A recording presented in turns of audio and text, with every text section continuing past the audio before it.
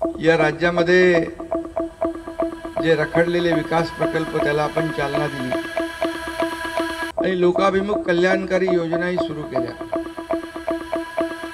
आणि त्यामध्ये मोठ्या प्रमाणावर लाडक्या बहिणी असतील, भाऊ असतील, शेतकरी असतील, ज्येष्ठ असतील, सगळ्यांसाठीच आपण योजना सुरू केल्या. याचा देखील आनंद मला आहे आणि आपण मला आमदार म्हणून निवडून दिलं 5 वेळा, म्हणून मी मुख्यमंत्री झालो, याचाही मला आनंद आहे. या राज्यामध्ये जे रखडलेले विकास प्रकल्प त्याला आपण चालना दिली आणि लोकाभिमुख कल्याणकारी योजनाही सुरू केल्या आणि त्यामध्ये मोठ्या प्रमाणावर लाडक्या बहिणी असतील, भाऊ असतील, शेतकरी असतील, ज्येष्ठ असतील, सगळ्यांसाठीच आपण योजना सुरू केल्या. याचा देखील आनंद मला आहे आणि आपण मला आमदार म्हणून निवडून दिलं 5 वेळा, म्हणून मी मुख्यमंत्री झालो, याचाही मला आनंद आहे. आणि पावसाचं आपण आता पाहतो की मे महिन्यातच सुरू. आपले सोमन सर काय म्हणतात, आता बंद होईल ना? जाऊ दे आता बाबा, कारण मे ला सुरू झाला तर अजून सुरूच आहे. परीक्षा किती बघणार. आणि त्यामुळे आपल्याला हे पर्यावरण, ग्लोबल वॉर्मिंग, क्लायमेट चेंज या सगळ्या गोष्टींवर लक्ष दिलं पाहिजे. पण रयजामध्ये तसं काही प्रश्न येणार नाही, कारण सोमन सर आहेत.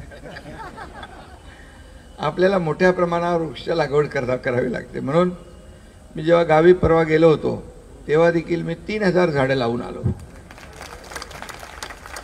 जेव्हा जेव्हा जातो तेव्हा तेव्हा 1000 झाडं तरी लावतो.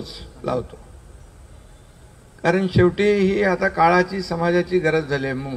गावी तर लावू, परंतु महापालिकेत, आपल्या ठाणे महापालिकेच्या आयुक्तांना देखील मी मागच्या वर्षी 1.5 लाख झाडं लावायला सांगितली. त्यातली त्यांनी 1,25,000 झाडं लावली आणि यावर्षी देखील 1 लाख झाडं जवळपास ते त्यांचा टार्गेट पूर्ण करत आहे. सगळ्या महापालिकांना, मुंबईपासून सगळ्यांना, शहरात देखील झाडं, अगदी अर्बन फॉरेस्ट सारखं कॉन्सेप्ट आहे, तो देखील आपण पूर्ण करतोय. तुम्हाला माहीत नसेल तर तुम्ही एकदा चक्कर मारून या. कोलशेतला आपण मोठा सेंट्रल पार्क केलेला आहे आणि अतिशय मोठा परिसर आहे. तिथं गेल्यानंतर मी पहिलं सांगितलं, आणखी झाडं जेवढी लावता येतील तेवढी लावा. आणि त्यांनी माझं ऐकलं. थोडं ऐकतोच माझे लोक. आणि पर्यावरणाच्या बाबतीमध्ये आपण सगळ्यांनीच जागृत राहिलं पाहिजे. ही दिवाळी देखील पर्यावरण पूरक असली पाहिजे, अशीच आपली सगळ्यांची भावना असते. आणि म्हणून मी आपल्याला शुभेच्छा देत असताना मगाशी निवेदिकांना सांगितलं की पद असू द्या नसू द्या, काम सुरूच असतं. पद काय वर खाली होत असतात, येतात, पुन्हा जातात, पुन्हा येतात, पुन्हा येतील. चिंता त्याची नाही आहे. पण मला अभिमान आहे की या 2.5 वर्षाच्या कारकिर्दीमध्ये मी खूप या राज्यासाठी काम करू शकलो आणि त्या दरम्यान महाराष्ट्र नंबर 1 ठेवण्यामध्ये मला यश मिळालं. आणि असंच देवेंद्रजी, आमची सर्वांची टीम आहे आणि टीम म्हणून आम्ही काम करतोय. आमचा अजेंडा हा फक्त आणि फक्त डेव्हलपमेंट आहे, पर्यावरणाचा समतोल आहे, इतर जे काही विषय आहेत त्याला पुढे नेणं असेल.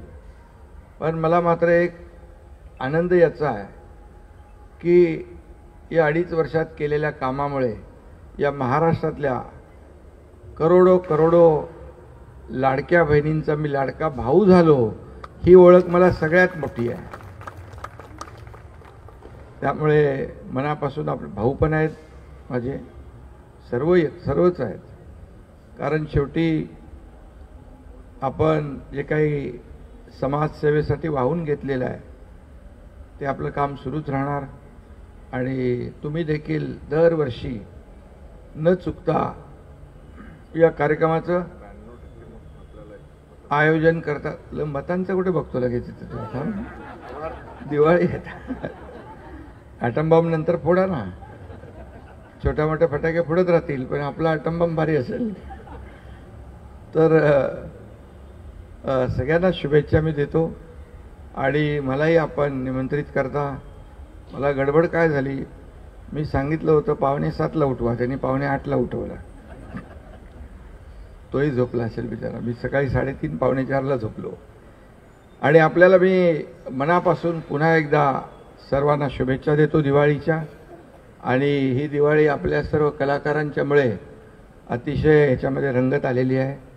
म्हणून पुन्हा एकदा आपली दिवाळी सुखाची, समृद्धीची, आनंदाची जावो अशा मनापासून शुभेच्छा.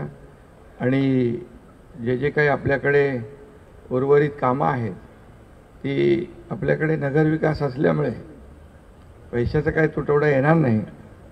आणि त्यामुळे जे काही आवश्यक विकास प्रकल्पांना आवश्यकता भासेल ते सर्व पूर्ण केलं जाईल.